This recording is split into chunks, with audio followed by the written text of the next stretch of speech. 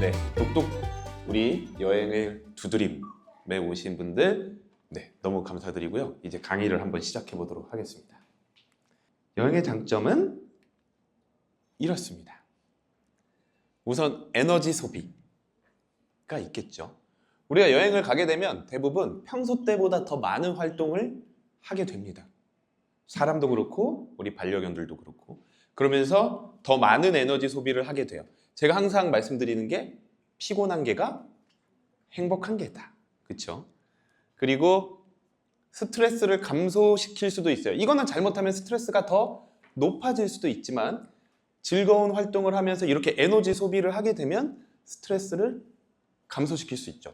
그리고 또 하나 우리도 더 건강해지죠. 정신적으로도 활동을 하면서 보호자의 건강도 좋아지고 그리고 사회화. 강아지들이 여러 가지 경험을 하면서 조금 더 자신감을 가지고 사회성이 좋아지는 이런 경험들을 할 수가 있습니다. 단점도 있습니다. 우선 안전 문제. 보호자분들이 잘 신경 쓰지 않으면 새로운 공간에서 뭔가 사고가 나거나 이럴 가능성이 되게 높아요. 뒤에서 한번 또 설명드릴 거고. 그리고 아까 스트레스 감소를 말씀드렸지만 초반에는 스트레스가 더 증가될 수도 있어요. 아까 말씀드렸죠? 맥락을 몰라요. 얘가 여기 보호자랑 즐겁게 놀러 왔는지 아니면 뭔가 또 병원처럼 갈지 아니면 보호자가 날 놓고 갈지 얘 몰라요, 얘네들은. 그래서 보통 어떤 일들이 많이 벌어져요? 조금 아까 말씀드린 인지편향적으로 부정적인 아이들이 여행 가서 첫날에 어떨까요, 보통? 잠을 못 자요. 혹시 그런 아이 있나요? 손 들어보세요. 네. 첫날에 잠 못 자는 아이. 네. 이런 친구들은 여행을 1박 2일로 가면 안 돼요. 절대. 최소 2박 3일, 3박 4일 이상을 추천하죠. 그리고 또 하나. 처음에 이 사회성을 좀 길러주고 이런 여행에 대해서 경험시켜 줄 때까지는 여행지를 안 바꾸는 게 나아요. 네. 저 같은 경우에는 세상이 같은 경우에는 펜션 하나 정해놓고 갔어요. 첫날에 처음에 갔을 때 못 잤습니다. 근데 지금은 가잖아요? 그러면 저희 안 보이는 데까지 놀러 댕겨요. 그 독채 펜션 같은데 옆집 막 가고 이제 자기가 많이 와서 적응을 했다라는 거예요. 그러니까 여기서 하나 첨언을 하자면 인지편향적으로 긍정적인 아이들은 첫 경험을 해도 즐거울 거라고 생각을 해요. 근데 부정적인 아이들은 우리랑 비슷하다고 생각하시면 돼요. 이제 지금의 우리 누군가 지금 딱 처음 만나면 어때요? 우리 나이 때 되면 처음에 사람 딱 만나면 쟤는 정말 좋은 친구야 라고 생각하세요? 아니면 약간 벽치고 보세요? 벽치고 보죠. 네. 근데 자주 만나다 보니까 어때요? 대화를 하고 경험을 하다 보니까 내 오해였네. 얘 나랑 진짜 잘 맞네. 그 순간 친구가 되고 마음을 놓고 편안해지죠. 그런 아이들이 있다라는 거예요. 그런 아이들은 차라리 여행지를 초반에는 하나 정해놓고 가고 거기서 적응을 하면 하나씩 늘려봐요. 그러다 보면 나중에 속도가 빨라져요. 자신감이 생기는 거예요. 그게 사회화예요. 네. 그리고 아까 말씀드렸듯이 루틴의 변화가 좀 일어날 수 있고 회복 시간도 필요합니다. 여기에 대해서 좀 설명을 해드리면 안전 문제 같은 경우에는 이거 진짜 많이 보셨을 텐데 강아지들 차에서 막 뛰어내리는 거. 이 뉴스에도 났던 거 기억하시죠? 외국에서도 많고요. 우리나라에서도 많아요. 이제 애들 창문 내려주면 바깥 바람 쐬는 거 좋아하니까 그렇게 해놨다가 애들 막 한에서 찬 채로 막 달랑달랑 매달리는 경우도 있고 아니면 실제로 아예 줄 안 한 상태에서는 떨어져서 도망가 버리고 이러는 경우들도 있어요. 우리가 조금 안일하게 생각한다면. 여러분도 어렸을 때 부모님이랑 차 탔을 때 어떠셨어요? 카시트 타셨어요? 안 탔죠? 저도 탄 기억이 없어요. 근데 요즘 애기들 카시트 안 타는 애기들이 없죠. 근데 저는 강아지들도 그렇게 될 거라고 봐요. 이동할 때 이제 문화가 바뀌고 점점 변화가 되면 특히 우리나라는 더 이게 좀 발달할 거라고 생각하는 게 외국 서양은 대형견이라서 카시트 만들기가 되게 애매해요. 근데 우리나라는 소형견이기 때문에 이게 한번 시작되면 더 안전을 위해서 어떻게 아이들을 태워야 될지에 대한 도구나 이런 것들이 더 저는 발달할 거라고 생각을 하거든요. 근데 생각보다 이런 안전 문제, 이것뿐만 아니라 또 이제 가서 잃어버리는 경우들도 있고요. 생각보다 많습니다. 얘는 자기가 여기 자기 집이 아니니까 불안하다가, 아니면 공황이라는 게 있죠. 공황은 이성적인 생각을 못하는 상황들을 말해요. 근데 되게 불안한 아이가 밖에 우리 집이 아닌 데서 갑자기 딱 어떠한 소리를 들었을 때 공황이 오고 그냥 살아야겠다라고 생각하고 생각하지 않고 그냥 어딘가로 산으로 들어가 버린다거나 이런 경우들도 있습니다. 그리고 아까랑 반대로 스트레스 증가도 나타날 수 있어요. 근데 스트레스가 다 나쁜 건 아니에요. 우리 그런 거 들어보셨어요? 스트레스가 유스트레스가 있고 디스트레스가 있습니다. 그러니까 나한테 조금 더 자극이 되고 좋은 스트레스가 있고요. 그리고 정말로 만성적으로 계속해서 나쁜 영향을 주는 스트레스가 있어요. 근데 약간 소심한 친구들은 처음에는 어느 정도의 스트레스를 받게 될 거예요. 적응하는 때까지는. 그리고 루틴의 변화도 있을 수 있습니다. 그러니까 우리도 그렇잖아요. 근데 이건 사람도 똑같지 않나요? 오히려 이제 여행 갔다 오면 루틴 변화하면서 내가 그동안 계획했던 것들이 뭔가 다 엉킨다거나 와서 적응하는데 좀 시간이 걸린다거나 이런 루틴의 변화도 하나의 단점이 될 수가 있고요. 회복 시간이 필요할 수 있어요. 이것도 사람 똑같은 것 같아요. 저도 여행 한번 갔다 오면 약간 그런 생각. 너무 즐겁게 놀다 오다 보니 약간 허무하다. 다시 일상으로 돌아오는구나. 근데 강아지들도 그런 스트레스를 받고 나면 한 이틀 정도의 회복 시간이 필요할 수 있어요. 그리고 이 시간 동안에는 조금 더 예민할 수도 있습니다. 네. 이거는 실제로 이제 외국 기사들인데 강아지 여행하면서부터 막 잃어버리고, 네, 좀 보면은 막 529일 만에 다시 찾고, 네, 여기 보면은 41일 만에 집 찾아오고 뭐 이런 아이들도 있어요. 이거는 우리가 항상 그래서 잘 신경 쓰면서 알고 있어야 된다는 거예요. 미리 알고 있으면 그 문제를 예방할 수 있어요. 근데 이런 걸 모르고 있을 때 항상 문제가 생기는 겁니다. 조금 아까 말씀드린 대로 얘가 불안이 많거나 이러면 여행 갈 때는 하네스를 이중으로 한다거나 뭐 마틴게일 하네스를 사용한다거나 마틴게일 목줄이나 하네스를 사용한다거나 뭐 이중으로 한다거나 이런 것도 되게 도움이 많이 될 수 있고, 예를 들어서 저는 이제 독채 펜션 같은 데 가면 가장 먼저 뭐 할까요? 펜션 놀러 가면 저는 펜스 확인해요. 쭉 돌아다니면서 혹시라도 얘가 어딘가로 이렇게 도망갈 구멍이 있나 이런 것들을 잘 확인해보고, 왜냐면 아직은 우리나라가 강아지와의 여행이나 이런 것들이 확실하게 되어 있지 않은 경우들이 많기 때문에 많은 분들이 되게 쉽게 생각하고 펜션을 한다거나 운동장을 한다거나 하는 경우들이 좀 있었어요. 이런 안전사고들을 조심해야 되는데 그것을 위해서 여행 전 준비 사항들이 뭐가 있을지에 대해서 한번 또 알아보도록 하겠습니다. 첫 번째 뭐예요? 네, 당연히 먹을 것들 충분히 잘 준비해야 되고요. 두 번째가 뭘까요? 네, 캣넷, 뭐 크레이트라고도 얘기하죠. 저는 꼭 가지고 다닙니다. 저희 세상이가 불안할 때 세상이는 이 공간을 자신만의 공간으로 생각을 하기 때문에 조금 불안해하거나 이럴 때 이 안에다 딱 넣어주면은 그 안에서 편하게 좀 쉬어요. 네. 그리고 세 번째, 뭐 야외 배변 배뇨하는 아이들은 괜찮지만 이런 패드나 캠핑 이런 거 빼고는, 캠핑하면 거의 다 밖에서 쌀 거고 펜션이나 이런 데 놀러 가면 거의 다 있죠. 그리고 네 번째 뭐예요? 인식표. 네.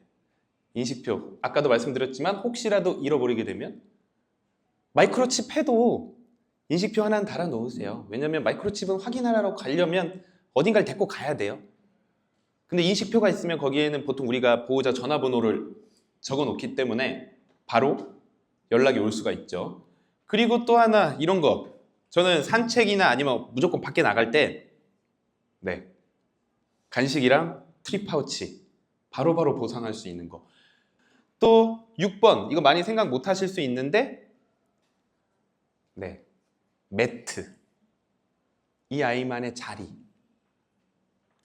아마 많이 보셨을걸요? 강아지 데리고 카페나 어디 캠핑장이나 아니면 저기 뭐 한강 고수부지나 이런 데 딱 갔는데 아이들이 이렇게 매트 깔아놓으면 그 위에서 얌전히 있는 아이들을 보면서 쟤는 되게 잘 있네 라고 생각하실 적이 있을 거예요. 그러니까 꼭 캔넬이나 이런 거 아니더라도 이 매트 연습을 꾸준하게 해놓으면 아이들이 요 위에 있을 때 이게 100% 다 해결해 주는 건 아니지만 조금 더 이 불안이 낮아질 수 있어요. 내 냄새도 많이 붙어 있을 거고 그리고 집에서 했던 연습이고 그러면 아이들도 요 위에서 조금 더 편안하게 있을 수 있습니다. 또 하나, 네, 이게 뭘 의미할까요? 내외부 기생충 예방 꼭 잘 해주셔야 돼요. 놀러 가실 때. 우리가 보통 놀러 가면 도심 지역보다는 교외 지역으로 가게 됩니다. 캠핑을 간다거나 아니면 독채 펜션이나 이런 데도 이제 산이나 뭐 강이나 바다 뭐 이런 주변에 있게 되고 그러면 이런 내외부 기생충들에 대한 걸 더 잘 챙겨 주셔야 돼요. 심장사상충도 그렇지만 우리가 거기 가면 분명히 산책을 하고 애들은 풀숲에 좋아서 이렇게 들어갑니다. 그러면 이제 찐득이 조심을 해야겠죠. 근데 여러분들 진드기는 이런 걸로 예방을 한다라고 하면 진드기가 안 붙게 하는 게 아닌 거 아시죠? 진드기를 안 붙게 하는 게 아니에요. 예방약을 먹거나 발랐을 때 진드기가 붙었다가 죽게 만드는 약이에요. 진드기가 옮기는 질병들이 있어요. 근데 그 질병들은 붙어서 한 48시간 정도는 있어야지 옮겨져요. 그런데 이런 약들은 그래서 목표를 어떻게 잡냐? 진드기가 우리 아이들을 물어도 24시간 안에 죽어서 떨어지게 만드는 목적이 있어요. 그래서 항상 뭐 한 달에 한 번씩 꾸준하게 해주셨으면 너무 걱정을 하실 필요는 없습니다. 심장사상충은 네, 이것도 한 달에 한 번 하면 너무 걱정하실 필요는 없고요. 여기다 조금 더 저해주시게 된다라고 하면 이렇게 기피제들이 있어요. 100%는 아닌데 뭐 계피 냄새 이런 거 별로 안 좋아해요. 라벤더 냄새 같은 거 별로 진드기들이 안 좋아해요. 그러면 그런 목걸이나 스프레이들이 있으니까 그런 것들도 같이 해주셔도 괜찮아요. 만약에 여행 갔을 때 너무 불안한 아이들이 있어요. 그러면 교육만으로 안 되는 경우들도 있습니다. 우리가 꾸준히 연습을 안 되는 경우도 있는데 여행을 한번 적응을 시켜보고 싶으시다면 저 같은 약간 행동학 전문으로 하는 수의사와 상담을 받아서 약간 여행 갈 때만 먹는 우황청심환 같은 약 이런 것들을 처방받아서 갔을 때 적응하는 데 더 도움이 되는 경우들도 있어요. 불안을 조금 낮춰놓고 여행을 갔어요? 갔더니 재밌었어요. 이게 반복되다 보면 이 즐거움에 대한 기억이 더 많아졌을 때 약을 줄여버렸을 때 아니면 끊었을 때 더 잘 적응하는 경우들도 있어서 이런 부분들은 여러분들이 한번 고려를 해봐도 돼요. 그래서 여러분들이 생각해야 되는 거는 관리도 정말 중요하다. 그리고 교육만으로 안 되는 게 있을 때는 사람이랑 똑같이 전문가의 도움을 좀 받는 것도 훨씬 더 속도를 빠르게 하고 서로 행복하게 해결하는 방법 중에 하나다라는 것도 알아두시면 좋습니다. 네, 그럼 맞춤 솔루션을 한번 볼 건데요. 아까 잠깐 설명했죠. 저는 특히 조금 소심한 아이들이라고 하면 여행을 내가 가고 싶은데 소심한 아이들이라고 하면 포기하지 않고 계속해서 좀 적응을 시켜보고 싶다라고 한다면 이런 교육들을 꾸준하게 할 거예요. 처음 보는 사람이나 소리나 동물, 환경 이런 냄새가 있을 때 아까 말씀드렸듯이 고전적 조건화 자꾸 많은 분들이 이걸 만들려고 해요.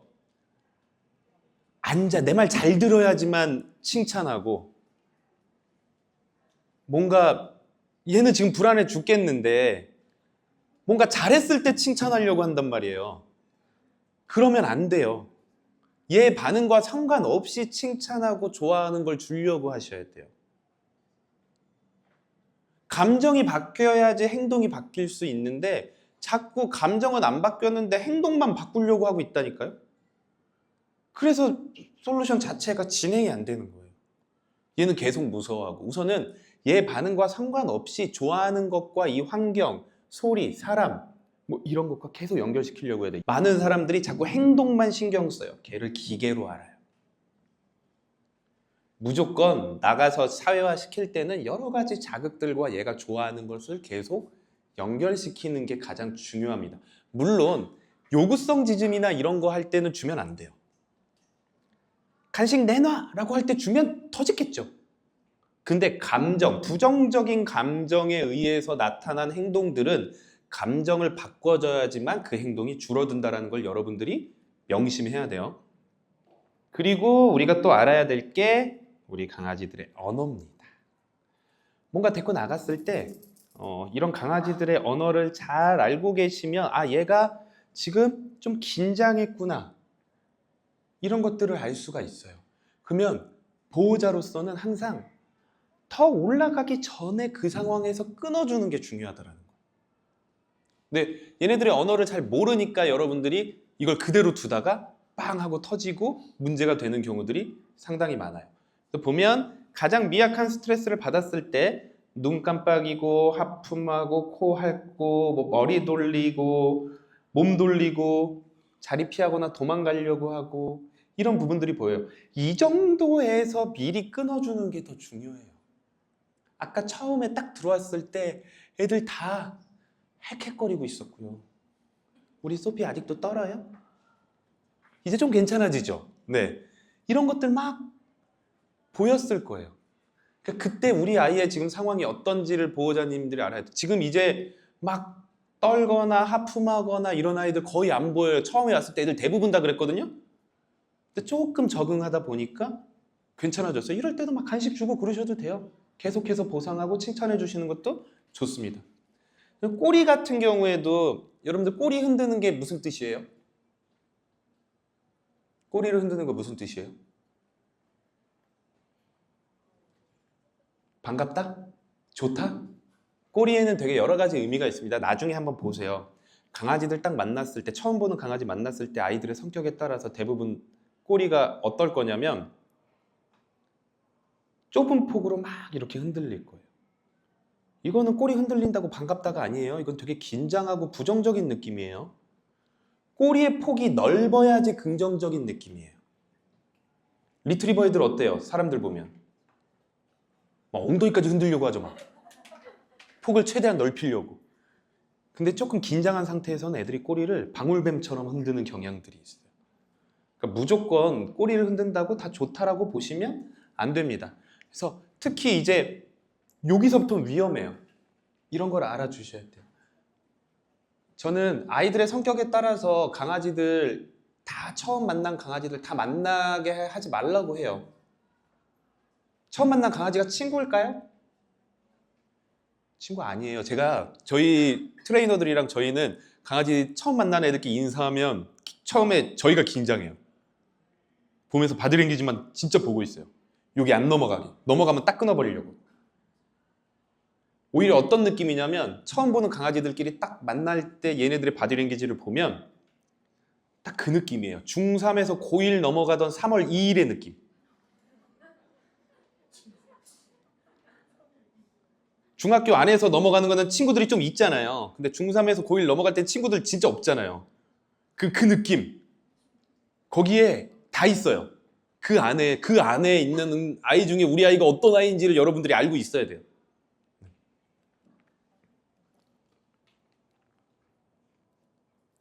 그래서 안전한 여행 방법을 위해서 제가 아까도 조금씩 설명을 드렸지만 수의 행동학에선 항상 뭔가 문제가 있을 때 이 3M의 방법대로 갑니다.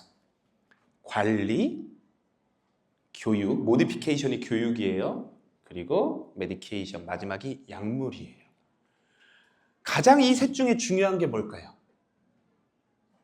맞아요. 관리입니다. 여행지도 우리 아이한테 맞는 여행지를 고르는 것부터 생각하셔야 돼요. 이것도 관리예요. 뒤에서 조금 더 설명을 드리겠지만 아까도 설명드렸지만 좀 인지편향적으로 소심하고 다른 아이들과 노는 걸 그렇게 좋아하지 않는 아이들이라면 가장 좋은 건 독채 펜션이에요. 네. 거기서 우리 아이들 그냥 보호자랑 재밌게 뛰어놀고 혹시 그런 거 우리 아이가 저희 강아지 운동장 가서 잘 못 논다 한번 손 들어보세요. 강아지 운동장이랑 똑같은 데가 어디예요? 강아지 입장에서의 강아지 운동장은 사람 입장에서 클럽과 똑같아요.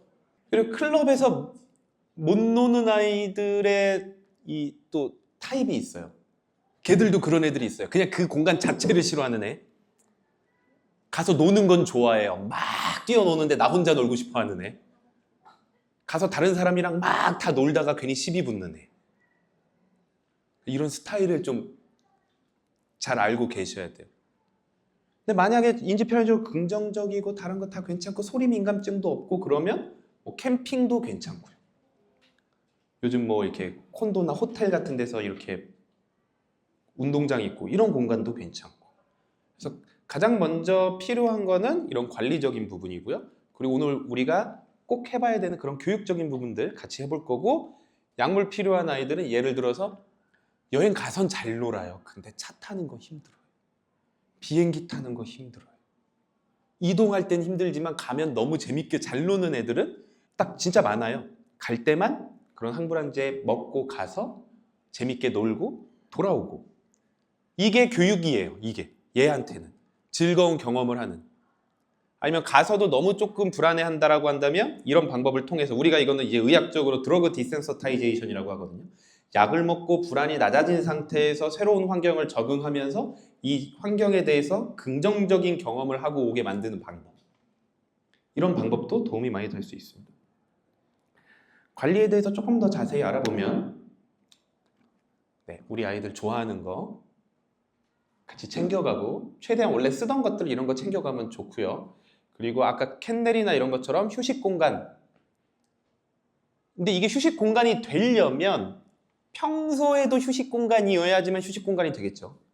그리고 이 시야에 좀 민감한 아이들은 시야 차단을 위한 가림막 같은 것도 도움이 많이 돼요.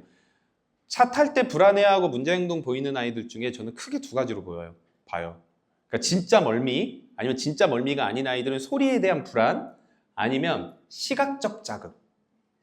그래서 이것도 찾아보시면 나오는데 우리나라엔 없는데, 카밍캡이라고 구글에 검색을 해보시면 뭐가 있냐면 이렇게 마스크 같은 게 있어요. 근데 시스루로 밖이 좀 보이기는 하는데 시야를 좀 가려주는 거. 이런 것도 아이들한테 관리적으로 도움이 많이 되고요. 그리고 마지막으로 여행 중간 산책하기. 전 요즘 너무 좋은 게 뭐냐면 제가 진짜 출장 많이 다녀요. 저는 우리나라에 있는 휴게소 중에 안 가본 곳이 없을 거예요. 맨날 돈가스만 먹어서 되게 힘들어요. 어제도 돈가스 먹었어요. 예전엔 안 그랬는데 요즘은 휴게소 가면 강아지들이 진짜 많은 거예요. 같이 여행을 많이 다니세요. 진짜 많아요. 그러다 보니까 요즘 휴게소마다 강아지들이 이렇게 좀 쉴 수 있는 운동장 같은 것들이 만들어져 있는 휴게소들이 있어서 저는 되게 좋다라고 생각하는데, 얘네들도 마찬가지입니다. 우리 사람과 마찬가지로 중간중간 쉬어서 산책도 하고, 놀러 가서도 너무 한 군데 있는 것보다 이렇게 산책하면서 이 환경에 대해서 익숙하게 해주고 시간을 가지는 게 관리적으로 되게 중요한 것 중에 하나예요. 교육은 우리가 여기서 오늘 조금 몇 개 해볼 건데, 간단하게 이 교육 방법을 알려드리자면, 제가 쓰는 교육 방법은 차에 대한 불안, 그러니까 차 자체에 대한 불안이라고 한다면 이제 어떻게 하냐면, 산책 거의 매일 하시죠? 산책 끝나고 돌아올 때 차에 들립니다. 그래서 시동도 걸지 않은 차에서 집에서 주지 않는 간식을 줄 거예요. 안 먹을 거예요. 진짜 불안한 애들 안 먹어요. 근데 보호자분들의 이 교육할 때 더 이상 안 넘어가는 이유 중에 하나가 뭐냐면, 안 먹네 하고 끝내요. 안 해요, 더 이상. 2주에서 한 달 꾸준히 해보세요. 분명히 먹습니다. 처음엔 불안하니까 안 먹는 거예요. 근데 적응 시간을 줘야죠.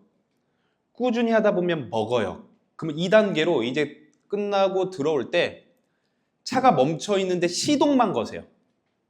그리고 똑같이 반복해요. 간식 주고 먹어요.